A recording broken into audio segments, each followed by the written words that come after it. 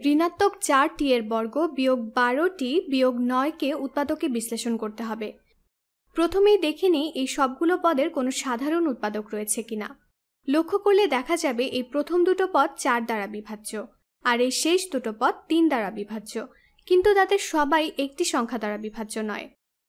তবে আমরা একটি ঋণাত্মক 1 কমন নিতে পারি, তাহলে এটা হবে ঋণাত্মক 1 গুণ 4t এর বর্গ যোগ 12t যোগ 9। কিন্তু সেক্ষেত্রেও আমাদের t এর বর্গের সাথে সহগটি 1 হচ্ছে না। তাহলে এখানে আমরা দলভুক্ত করে উৎপাদকে বিশ্লেষণ করতে পারি, এবং যদি আমরা তা করি তাহলে আমরা সঠিক উত্তর পাব। কিন্তু এই সমীকরণে আরও কিছু মজার ব্যাপার রয়েছে যা সমীকরণের সমাধানকে সহজ করবে। এটা বোঝার জন্য এখানে ডান দিকে ছোট একটি জায়গা করে নেই। চিন্তা করি যে কি হবে যদি আমরা একটি a যোগ b গুণ a যোগ b নিই,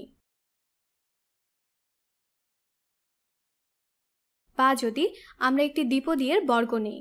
আমাদের আছে a গুণ a যা a এর বর্গ, তারপর আছে a গুণ b যা হলো ab, তারপর আছে b গুণ a যা আবারও ab হয়, এবং এরপর আছে b গুণ b যা মূলত b এর বর্গ।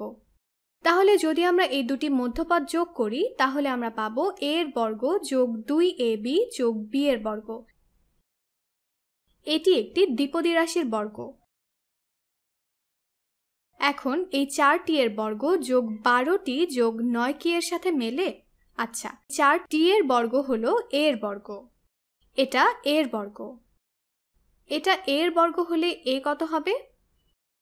যদি এটা a এর বর্গ হয় তাহলে a হবে এটার বর্গমূলের সমান, a হবে 2t।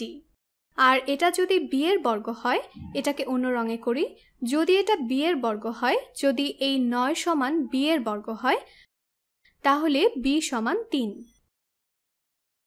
এটা 9 এর ধনাত্মক বর্গমূলের সমান।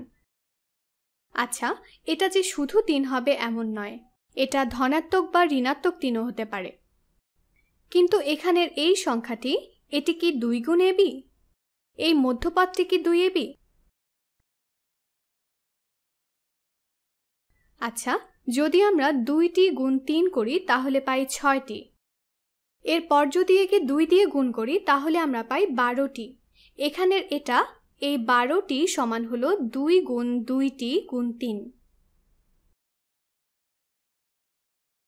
তাহলে এটা হলো 2ab। আর এটা যদি ঋণাত্মক 3 হতো তাহলে আমরা দেখতাম এটা ঋণাত্মক 12 কিনা, কিন্তু এটা ধনাত্মক 3 হিসেবেই কাজ করছে। তাহলে এটা পূর্ণবর্গের সাথে মিলে যায়। এটা হলো একটি দ্বিপদীর বর্গ। আমরা যদি একে উৎপাদকে বিশ্লেষণ করতে চাই তাহলে আমাদের ঋণাত্মক 1 থাকবে। 4t এর বর্গ যোগ 12t যোগ 9, এটা হবে a যোগ b গুণ a যোগ b, অথবা 2t যোগ 3 গুণ 2t যোগ 3, অথবা শুধু 2t যোগ 3 এর বর্গ। এটা এটার সাথে মিলে যায় এবং আমাদের এখানে একটি ঋণাত্মক 1 আছে। আমরা এটাকে অন্যভাবে সমাধান করতে পারতাম, কিন্তু এই পদ্ধতিটি কিছুটা সহজ। এটি একটি সংখ্যার বর্গ, এটি আরেকটি সংখ্যার বর্গ। যে সংখ্যাগুলো আমরা বর্গ করেছিলাম তাদের প্রত্যেকের গুণফল নিয়ে যদি আমরা 2 দিয়ে গুণ করি তাহলে আমরা এটা পাবো। তাহলে এটা হচ্ছে একটি পূর্ণবর্গ।